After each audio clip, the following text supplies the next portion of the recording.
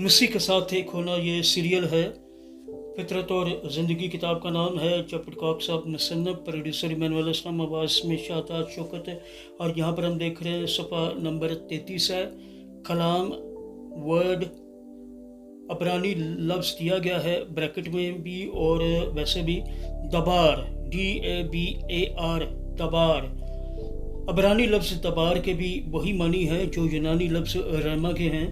दोनों अल्फाज के मानी सेम हैं, एक हैं।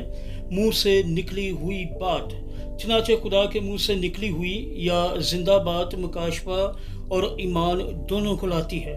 सिलसिला अव्वल में ईमान के मुताला में हमने सीखा कि सच्चा ईमान दिल का एतकाद होता है, यह हमारे अंदर गहरा यकीन होता है जो खुदा से आता है। ईमान की तरह मुकाशफा भी दिल का वाज़े फहम होता है, यह सच्चाई का अंदरूनी इल्म होता है जो जहन के इल्म से बालातर होता है। यह हकीकी इल्म होता है। ये इल्म हमारे ईमान के लिए बुनियाद बनाता है, क्योंकि जब खुदा हम पर अपनी सच्चाई को ज़ाहिर करता है तो हम उस पर या उस सच्चाई पर एतमाद रखते हैं।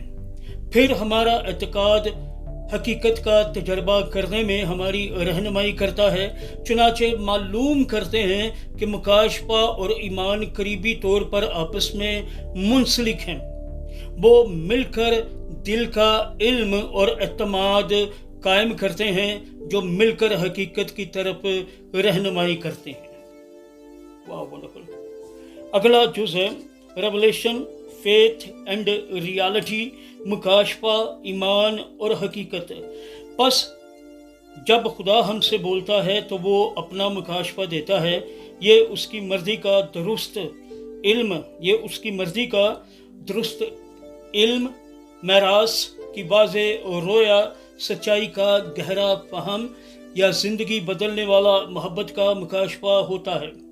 मुकाशफा जिस शक्ल में भी हो, जब हम दिल का हकीकी इल्म हासिल करते हैं तो रूह इल्म को लेकर हमारे अंदर नया ईमान पैदा करता है।